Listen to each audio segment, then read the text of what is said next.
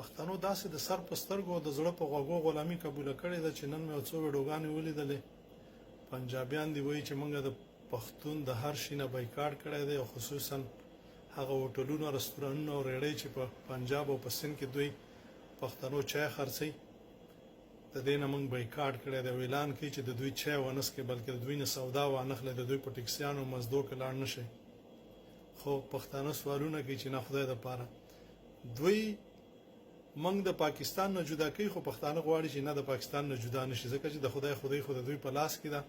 دا د غلامۍ حد دی. په ځای د دې چې موږ راپاڅېږو او ورته وایو چې د اټک نه تر میاوالي او تر چمنه پورې دیوال تیرو، نو دا علاج دی. عزیزانو، عرض مې دا و چې نن مو وخت دی چې تر 11 اکتوبر پورې داسې ذهنیت د ځوانانو، د سپینګیرو او د وړو جوړ کړي چې په 11 اکتوبر باندې وچه کلکه پرېکړه چې موږ نور د دوی سره نه غواړو.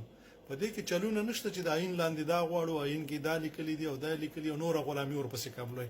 دا د سوال خبرې دي، سوال نه. خلاص په اټک باندې دیوال، په میاوالي په پل باندې دیوال، همدغسې دیوالونه دغه ازغن تارونه را کشکو په دې کې ورسره لګو. خلاص.